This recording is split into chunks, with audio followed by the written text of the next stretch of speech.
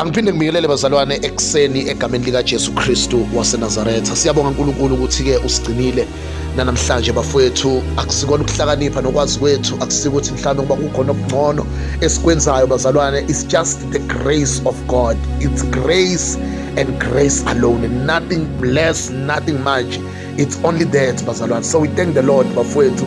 We appreciate that He's the God who has chosen us to be His co-workers on earth, to represent Him on earth. Ukuthi sibe lana bafowethu sizokwazi ukumela uNkulunkulu wethu. Siyabonga kakhulu bafowethu. Ngaphandle ngokusho isikhathi nalizwi bafowethu engicela ukuthi namhlanje ke sikhulekele kulo. Ngiyazi ukuthi akhona namanye amazwi eningakhulekela kuwo bafowethu awavinjiwe, kodwa nje nanti elinye bazalwane engicela ukulidlulisa namhlanje kuseni. Lapha kuJakobe James ke babiza kanjalo ngesingisi chapter number 1 verse number 5. Sizofunda ke lapha kwisizulu iversion yesizulu. Lithi ke uverse 5. Uma ke kukhona kini oswele ukuhlakanipha, makacele kuNkulunkulu obapha bonke ngokuhle engajakadi, khona uyakuphiwa. Verse 6. Kepha makacele ngokukholwa engangabazi ngalutho, ngokuba ongabazayo unjengedlambi lolwandle eliqhutshwa ligujiswa ngumoya. Ngakho makangasho lowo muntu ukuthi uyakwamukeliswa utho yinkosi, umuntu onhliziyo mbili oguquguqukayo ezindleleni zakhe.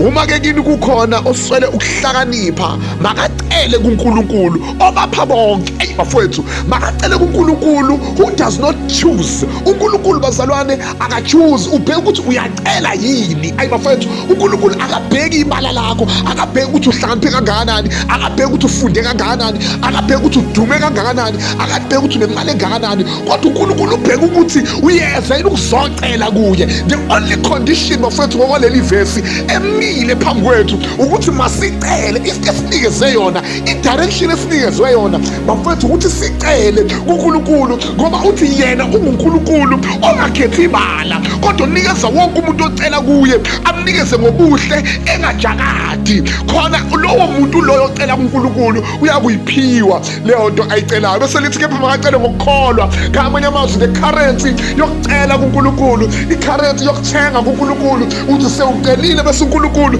abheke ukuthi kukhona yini ukukholwa, ngoba uNkulunkulu akakwazi ukunikeza umuntu angenako ukukholwa. Into yokuqala ukuthi uNkulunkulu ayibhekayo ukuze akwazi ukukunikeza into afuna ukukunikeza yona, ufika abheke ukuthi ikhona yini i-currency, ikhona yini imali yokuthenga kuNkulunkulu le ebizwa ngokukholwa. Lithi izwi kaNkulunkulu engangabazi ngalutho. Ngamanye amazwi, lo muntu lona mayesekholiwe akungabikho into emgabazisayo ekuceleni kwakhe. Ukucela kwakhe makungahambi nokugabaza, ukucela kwakhe makuhambe nokukholwa, ngokuba uthi uNkulunkulu lo ongabazayo njengedlambi lolwandle eliqhutshwa ngumoya. Ngamanye amazwi, umuntu nje opheshethwa ngumoya, kodwa mayeza kuNkulunkulu, iza kuNkulunkulu sazi isitori sakho, wazi kahle ukuthi yini ozoyicela kuye, wazi kahle ukuthi you are so specific in such a way ukuthi uyamazi uNkulunkulu, ukuthi lo nkulunkulu ukwazi ukwenza izinto ezinkulu kangakanani. Mawuza kuye uba specific.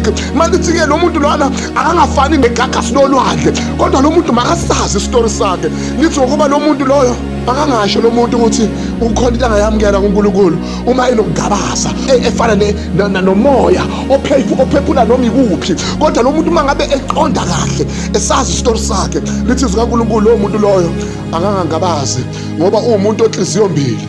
uNkulunkulu akamfuni umuntu onhliziyo mbili, double minded, double hearted, kodwa uNkulunkulu ufuna umuntu oqonda ngqo entweni ayifunayo. Siyambonga uNkulunkulu bafethu. May God Almighty bless you bafethu. Siyeni kuye lo uNkulunkulu othi angasinikeza konke yena uma singangabazi. That is the God we are serving. We serve the kind of God. uNkulunkulu anibusise bafethu.